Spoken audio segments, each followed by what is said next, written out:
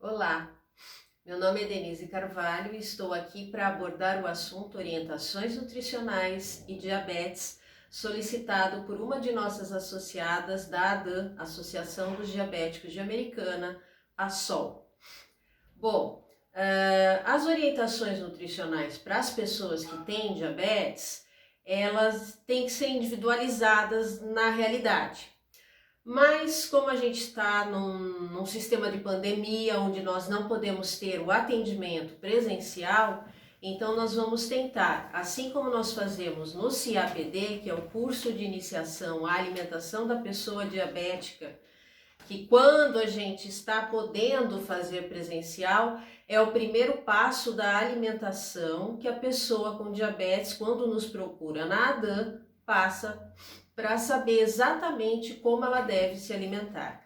Então, no caso, nós vamos abordar mais ou menos, dar umas pinceladas sobre essas orientações nutricionais. Quando a gente fala de dieta para uma pessoa, principalmente com algum tipo de patologia, como diabetes, a gente acha que é só o alimento. Mas não é só exatamente o alimento que deve ser abordado e observado.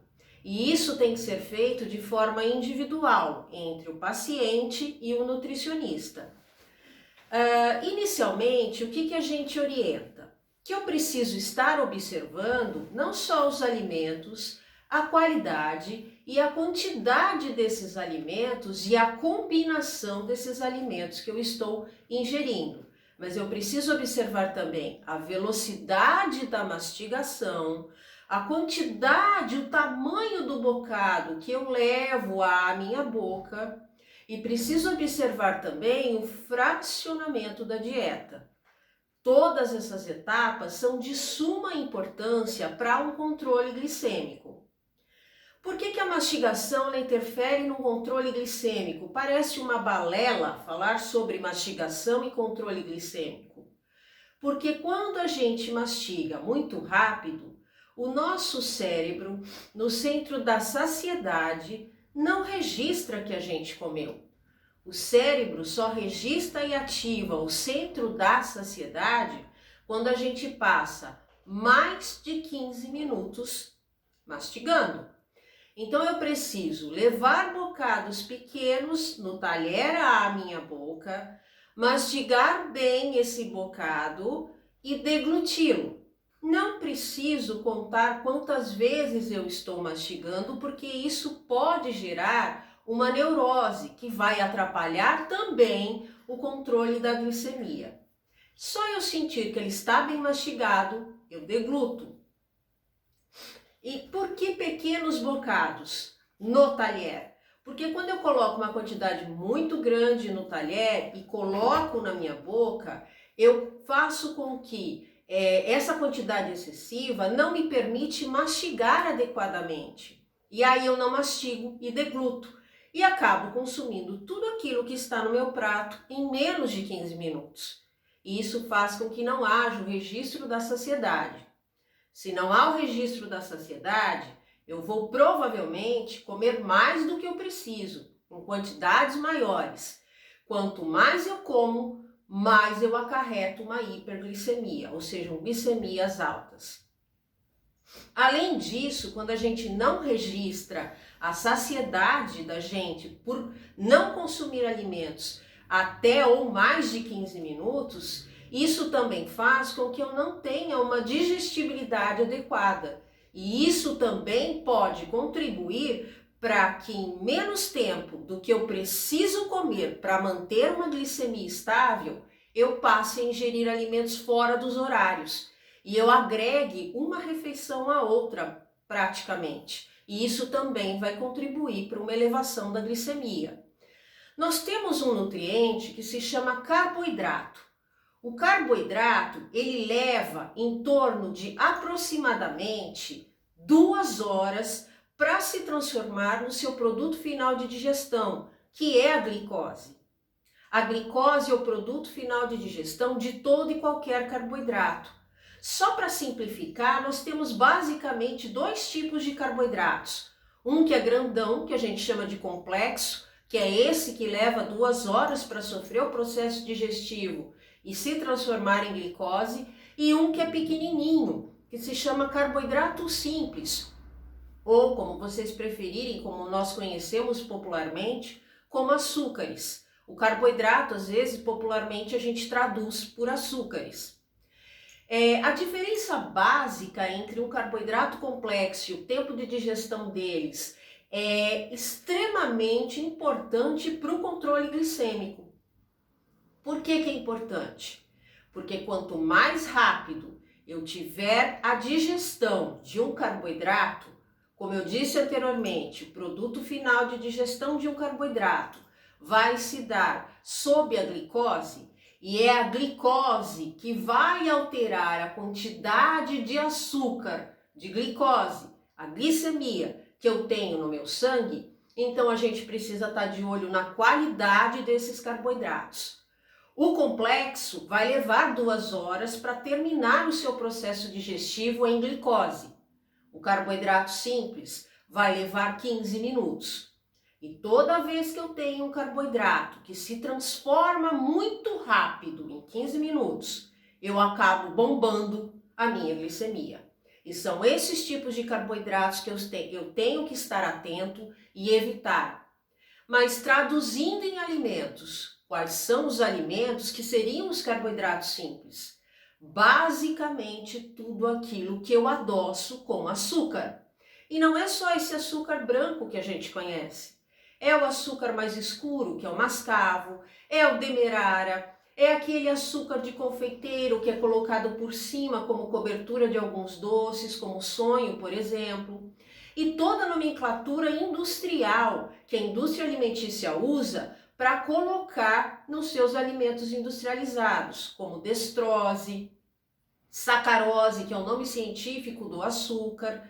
Todos esses nomes, eu preciso estar atento quando eu vou comprar um alimento industrializado, para que eu não compre esses alimentos e eles tenham carboidratos simples e isso provoque uma elevação rápida e grande da minha glicemia por eles conterem esses carboidratos simples.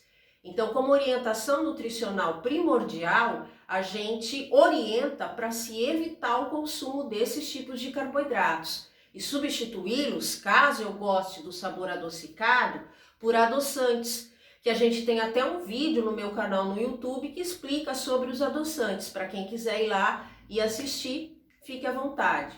Já os carboidratos complexos, que são esses que se transformam como produto final de digestão em glicose, mas não em 15 minutos, mas em 2 horas, é que são mais indicados para quem tem diabetes principalmente. Esse tipo de carboidrato, por ele levar mais tempo para sofrer o processo digestivo, ele vai caindo na corrente sanguínea sob a forma de glicose, de uma forma mais gradual, mais lenta, e isso dá tempo da insulina, que é aquele hormônio que quando a gente tem diabetes, tem dificuldade em ser produzido, seja em quantidades, seja em qualidade dessa insulina, ou seja por alguma deficiência nos receptores de todas as células corporais dessa insulina, porque é a insulina que é o transportador da glicose, que a gente ingere através dos alimentos. Então é a insulina que capta a glicose e leva dentro das células. E a função da glicose é gerar energia dentro das células, fora das células. Ela só aumenta a quantidade dela no sangue, ocasionando uma hiperglicemia e todas as complicações que o diabetes pode causar quando a gente tem hiperglicemias muito habituais, rotineiras e sempre muito altas. E quais seriam, traduzindo também em alimentos, os alimentos que são fontes desse carboidrato? Tudo aquilo que é feito com farinhas, seja a farinha de trigo, a farinha de milho, a farinha de rosca, a farinha de mandioca, sejam essas farinhas brancas ou integrais, são fontes de carboidrato. Então, todo alimento que for preparado com esses tipos de farinhas serão fontes de um tipo de carboidrato que é o complexo, que vai levar 2 horas para terminar o seu processo digestivo sob a forma de glicose, aumentando a nossa glicemia. mas é um aumento mais gradativo e mais gradual.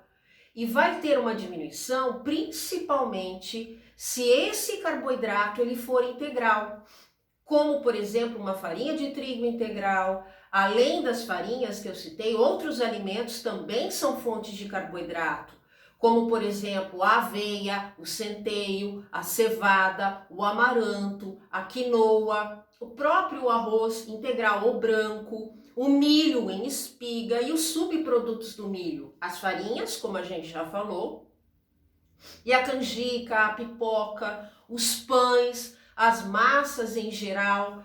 Todos esses alimentos, assim como os tubérculos, que são as raízes, não todas, mas algumas, como a mandioca, o cará, o inhame, a mandioquinha e a própria batata, são fontes de carboidrato complexo. Não que o diabético não possa ingerir esses alimentos. Ele deve ingerir esses alimentos porque toda pessoa, tendo ou não diabetes, precisa de energia proveniente de carboidratos. E é esse tipo de carboidrato que o paciente diabético deve ingerir, mas com ressalvas individuais. Eu preciso observar a qualidade desse carboidrato, que de preferência deve vir com fibra, ou seja, ser integral, ou se eu não gosto do integral, ele deve vir acrescido de alguma fibra que não altere o sabor dos alimentos, como a chia ou a linhaça dourada. A linhaça marrom, ela deixa um saborzinho meio estranho